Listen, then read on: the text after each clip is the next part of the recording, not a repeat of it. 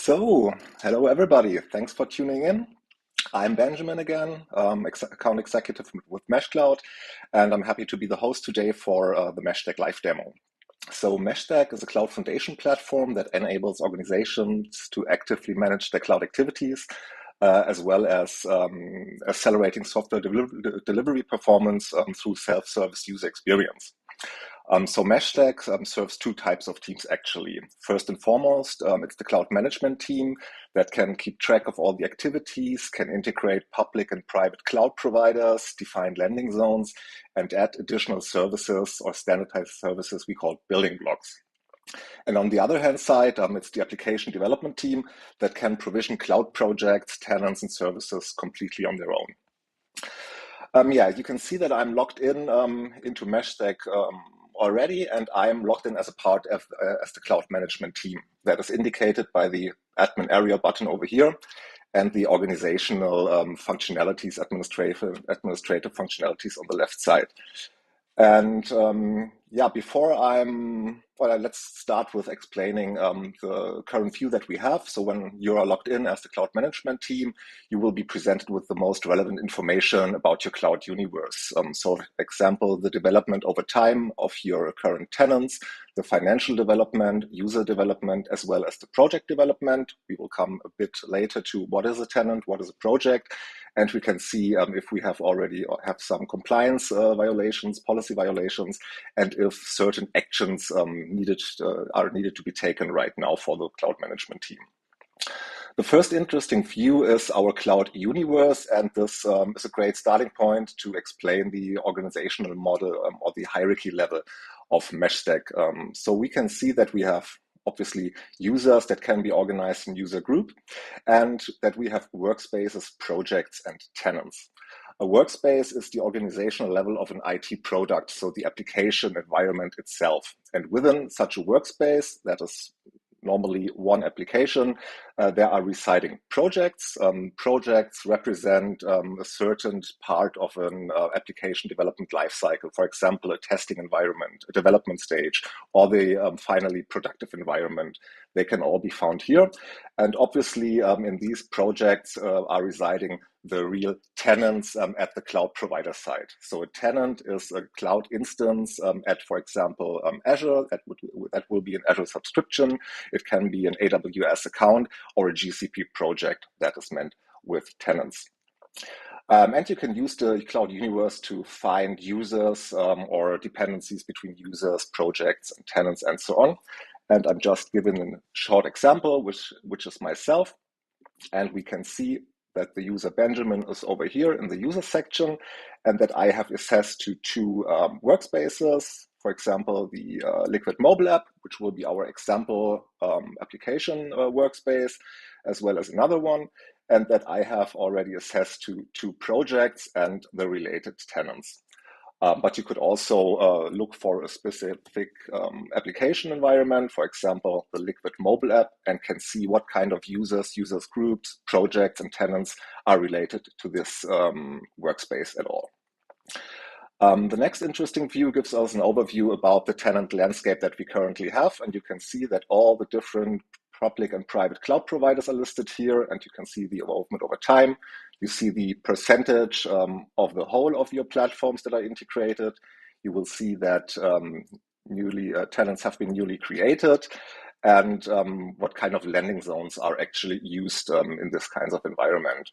And last but certainly not least, you get an overview what tenants are currently managed within meshStack and what tenants are not managed within meshStack and could be integrated as well.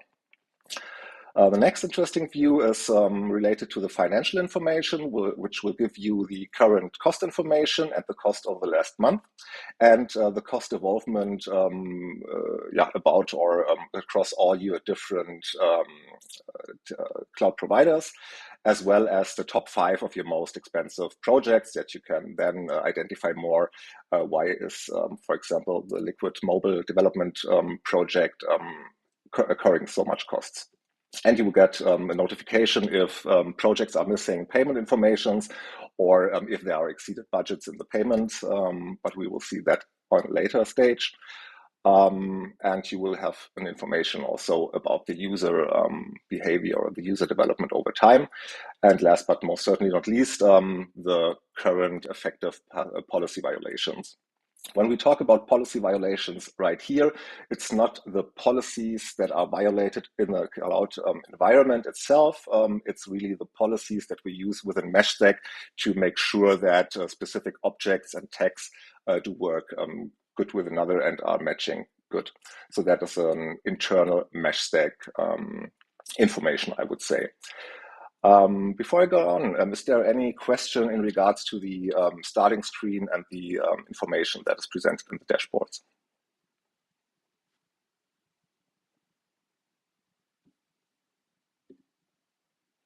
Just looking through the chats, doesn't seem so. That's great, so we can just move on. And before I run you through all the administrative functionalities for the cloud management team, I would like to show you how easy it is to really provision cloud tenants and additional services for speeding up the development teams. And this is going to be happen on the quick bar access over here. You can see that I am now having access, and we have seen that earlier before, to the Liquid mobile app, which I'm just choosing. So the administration pane over here disappears, and we'll have the centralized view on the current workspace, which is representing the Liquid mobile app. You can see the most relevant metadata information about this workspace. Is the data confidentially, or what is the data confidentially? What kind of production environments are used? Are there onboarding regulatory informations? So everything that is really interesting or important can be seen over here. And you see that you will see all the dependent projects within the workspace, as I said before, and you directly can see what kind of cloud providers are used and if there are special additional marketplaces available. Next interesting view is obviously we can see what kind of users are having access to that specific workspace and what the financial situation is in the end. So these are the chargeback statements for every given project within the workspace. And we can just grab an example over here. You can see with a small lock that this chargeback statement is already completed for the last month. And if we look into the chargeback statement, we can see that there have been Azure-related costs occurred for computing reasons, for additional services, for example, and that the cloud management team has attached a small administration fee to that kind of workspace, representing the workload or the money that it's represented in the work of the cloud management team. Next would not be that interesting at all, but let's see how you actually create a project. And this is happening with a small and easy to use wizard over here, where I have to just choose a new name or a project name, which is project number 2, for example. Gets an identifier. The project owner is presetted. So the next interesting thing to choose is the kind of environment. Is this a development stage? Is it a productive environment? For our example here, we choose a development environment, and we are just using public data in this example. So I choose public data, and I'm working within the R&D department. So I'm checking it up here, and choose the kind of landing zone that I would like to attach to the project, which is then in this example cloud native.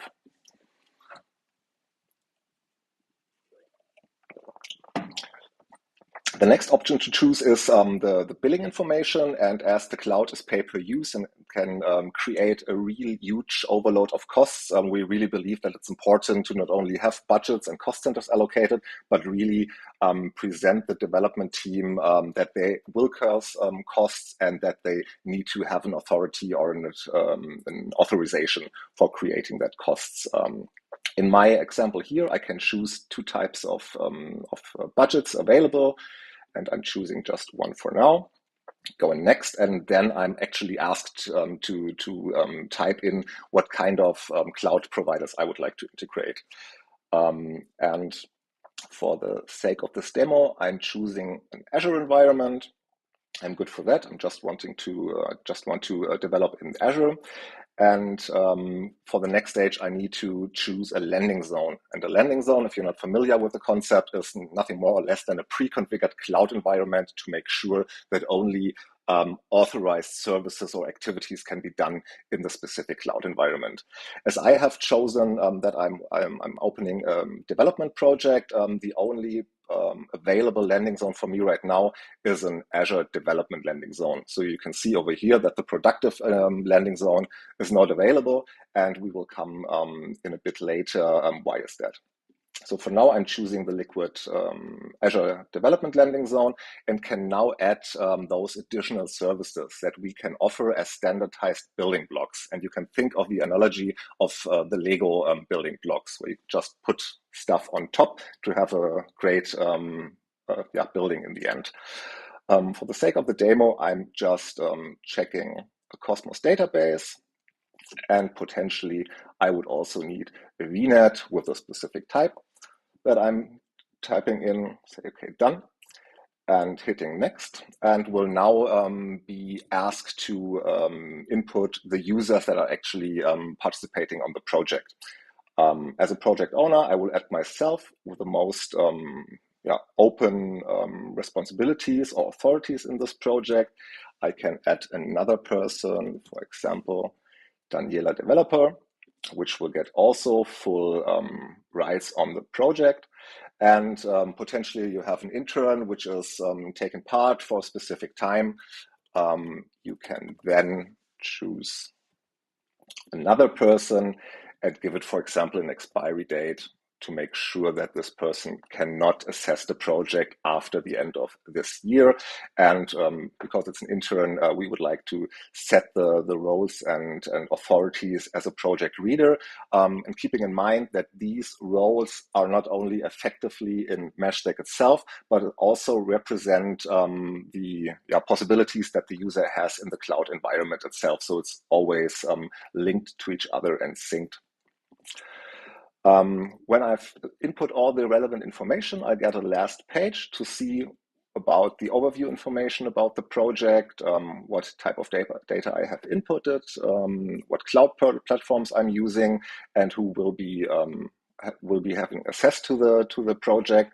And after I've done that and I'm okay with it, I can just click Create Project, and meshStack will then in the background provision an Azure subscription with a related landing zone and management group links to make sure your basic security guardrails are established, and will then also provision the chosen building blocks directly and automate on its own. I'm not creating the project right now because it will take some time, but we can look up into a specific project that is already existing, which is a development project. And you can see that there's one Azure tenant included and a GCP tenant included. So we're multi-cloud ready. No worries about that. And the specific building blocks that I used to create the project, as well as some additional marketplace informations and additional services that you can even put on top. So everything that you can see in here can be put on top as additional services. That would be the most relevant information about the project level, and as well as on which we have seen earlier in the process, we will see the chargeback statement also for this specific project and the related payment methods around, which would be the experience, self-service experience with creating a project, adding tenants, adding services, and making it available for development purposes. Any questions in regards to the creation process of projects?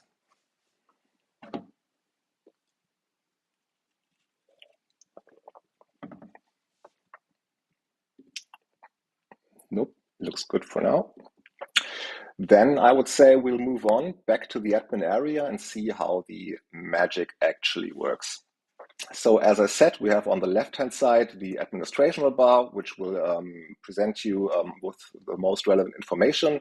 And I'm running you through the most relevant administrative functionalities In the organization view, as well as the dashboards that we have already seen, we get the list of workspaces that are currently in meshStack, if they're active, if they're deleted, and all the quick link informations or quick link buttons to that.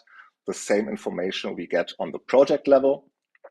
We can, for example, look specifically for kind of workspace or project, as well as defining, and this is a very important part, the tags for meshStack and to make sure the functionalities that are built in are used and working properly.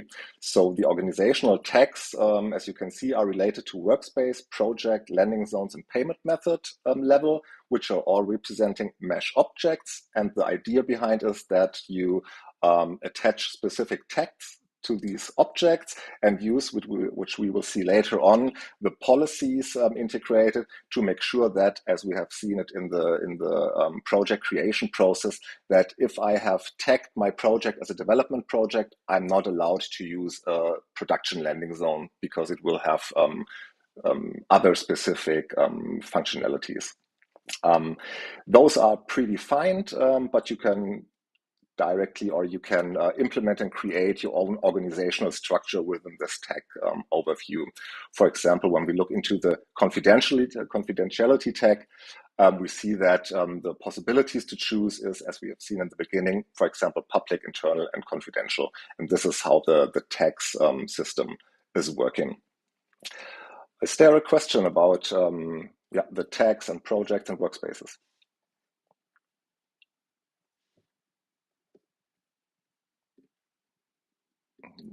No new question. Then we can just have a quick view on the access control pane, where obviously all users that have access or are implemented into meshStack can be seen here, as well as the current API users. So meshStack is highly automatable, so everything that can be attached via API, your business systems can be attached and can communicate against or with each other automated via API.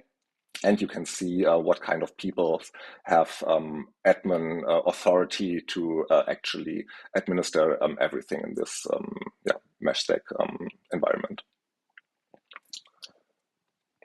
So I believe there are no questions in regards to the access control functions.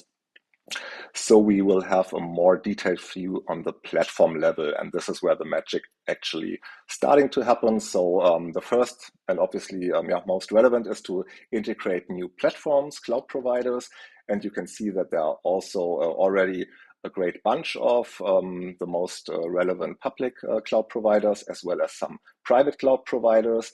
And when you would like to integrate a new platform, which you obviously do only once per platform, it's the same kind of wizard experience where you get to choose the new type of cloud provider from the list and then fill in the related specific access informations to complete it. I'm not going through the platform integration or platform creation process because, as I said, it will require specific information that I don't have, but just to show you the easy process also for platforms like we have seen it in the project creation process.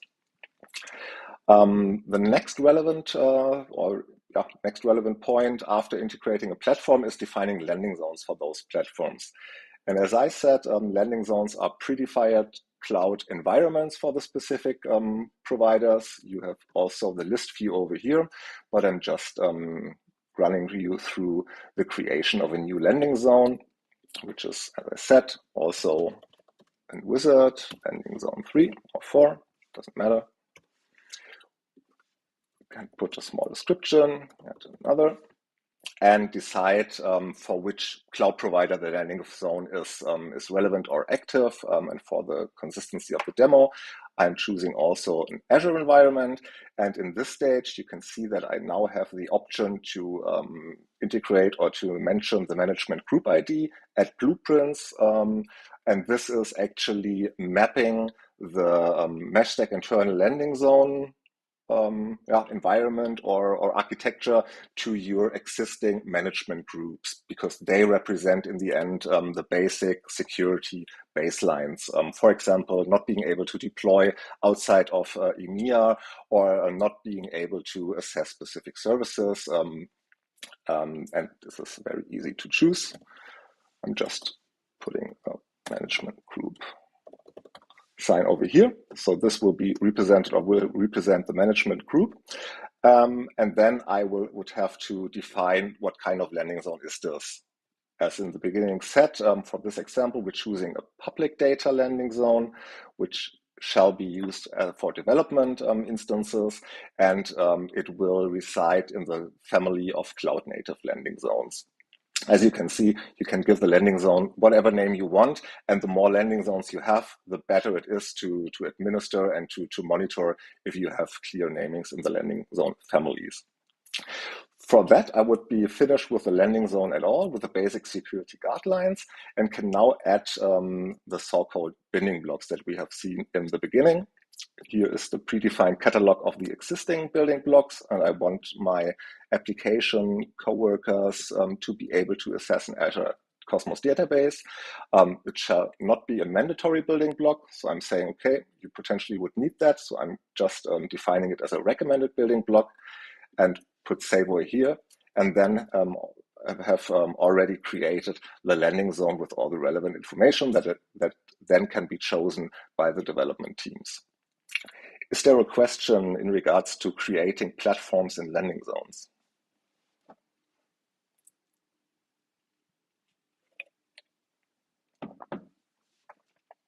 Not yet. Cool. So let's go further with having a look on the tenant view. This is nothing more than just a list of all the integrated tenants, if the replication was successful or not. So any related information can be found here. You will have an overview about the deleted tenants. As I said in the beginning, also unmanaged tenants. So everything around tenants can be found here. The marketplace section represents the section for the additional services, for example, the building blocks. And here are the already configured building blocks that I have been able to choose from the landing zone or from the project creation phase. But potentially it's not enough. I need, or I want, new building blocks. So I can also very easily go in the definition section, see that all those building blocks are already have been already implemented, either manually or either with Terraform. And if I would like to create a new building block definition, I'm also choosing that button. It will be presented with a small wizard. Cell yes, dense building block for the demo. And I can choose a fancy picture, go over next. Have to decide for which specific kind of platform I would like the building block to be available, if I'm allowed to choose only one or multiple, and the type of implementation that I would like to choose. And we always recommend using Terraform for these kinds of building blocks and creations. And this is also very easy. You just need to enter your current Terraform version, the Git repository URL, and you're good to go. We don't choose dependencies on building blocks right now. Go to the next and can now say, I can now then put the input formants for those building blocks as well as outputs if I have one, and can then just create the building block, which will then be available in the list of building blocks. And we can see, for example, when I'm having a look in the Azure VNet, that I was asked to input the size of the T-shirt or the size of the VNet, as you can remember, and would be then outputted by the relevant or the related namespace or the size of the VNet. This can be administered here, as well as additional services that I mentioned in the beginning. Is there a question in regards to the marketplace and building blocks? Nope. All clear. Thanks for that. It's great. So we'll move on to the FinOps section, where you can have your overlook about the all relevant or all available payment methods that you have created. You see if they have already expired or not, and how much is also already, how much money already run into these budgets. And it's the same small and easy wizard to create those payment methods for specific workspaces. Name new payment method, and what kind of tags are relevant for which kind of department. And you would then choose save and go on and offer those payment methods. As well as, or an additional, for the FinOps section, you will get the overall overview about all your chargeback statements that I've shown before on the project level, and the usage reports. Another interesting spot is here the CleanUp section, where you can find all the environmental reports. So in addition to the cost information of the chargeback statements that we have seen before, this is totally related to the usage of, or the impact on the carbon footprint. And when we look into a project that has something inside, for example, here, you can see that logging into the cloud is not causing that much carbon footprint, but when you start using compute engine in the cloud, start using services, it will then also create carbon footprint costs, as I would say, which will hopefully get much more relevant in the future than in the past. Last but most certainly not least, we have the compliance sections, that is managing the policies and policies violations that I have presented or talked about in the beginning. And these policies are really defining what kinds of mesh objects, so users or workspaces and projects, tenants, are related through which text that we have seen in the beginning to have a decision if you are allowed to do something or not. And the easiest example in the end is the landing zone example. When I'm chosen, or when I'm choosing a development project, I am not allowed to choose a production landing zone. And this is exactly what those policies do. And this is exactly what the policy violations are all about. And that would conclude the quick run through our platform. Is there any additional question open that I was not able to show?